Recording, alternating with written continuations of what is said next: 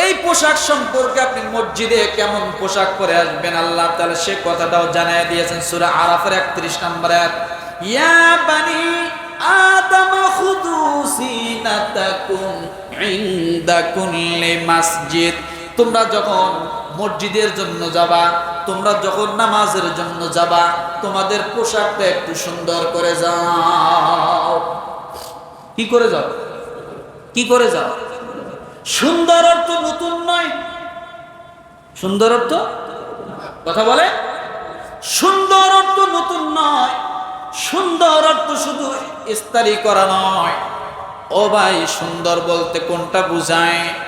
হযরত উমর রাদিয়াল্লাহু তাআলা আনহু তাকে প্রশ্ন করা হয়েছিল, আমিরুল মুমিনিন আপনি বলেন আপনার কাছে কয়টা জিনিস সবচাইতে বেশি প্রিয়?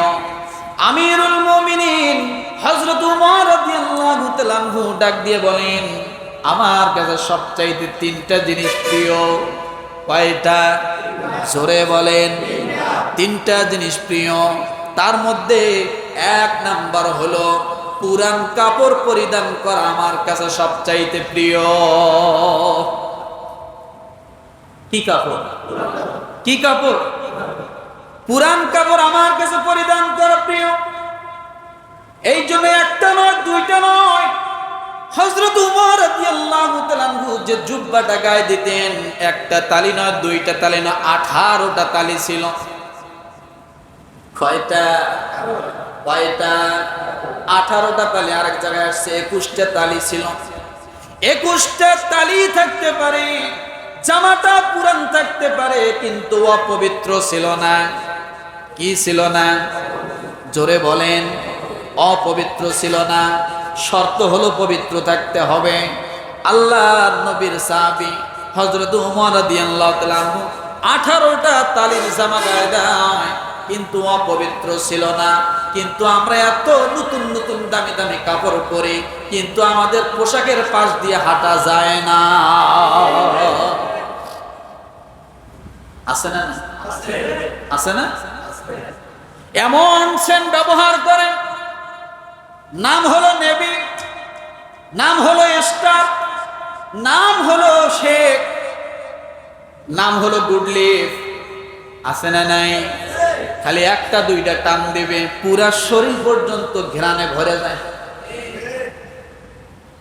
আছে নাই? বোঝেন নাই মনে নাই? এত গন্ধ করে, পাশে দাঁড়ানো যায় না। এমনও মুসল্লি আছে না নাই? বিড়ি ফালায় উজু করে এসে মসজিদে দাঁড়াইছে, কিন্তু পাশের জন দেখে পুরা শরীরটাই বিড়ি বিড়ি গন্ধায়। আছে না নাই? এই জন্য বলে পবিত্রতার দাম অনেক বেশি।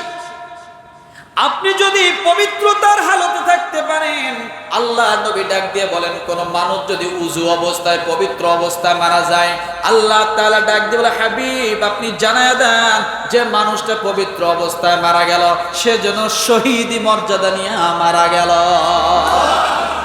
আর যে মানুষটা পবিত্র অবস্থায় থাকে, আত-তুহুরু শাত্রুল ঈমান, আত-তুহুরু শাত্রুল ঈমান, পবিত্রতা হলো ঈমানের অঙ্গ। কিসের অঙ্গ? জোরে বলেন। যে ব্যক্তি পবিত্রতা থাকবে তার ঈমান থাকবে, যার পবিত্রতা যতটুকু তার ঈমান ততটুকু। যার পবিত্রতা যেমন তার ঈমান কি তেমন। কিন্তু মুসলমান এই পবিত্রতা শুধু পোশাকের পবিত্রতা না, পোশাক তো পবিত্র থাকবেই, তার সঙ্গে সঙ্গে দিলেরও পবিত্র থাকতে হবে। কথা ঠিক কিনা? দিলেরও পবিত্র থাকতে হবে। পোশাক পবিত্র রাখলেন, দিল পবিত্র রাখলেন না, পেটটা পবিত্র রাখলেন না, এরকম হাজার পবিত্র পোশাক দিয়ে আপনি আল্লাহর জান্নাতে যেতে পারবেন না।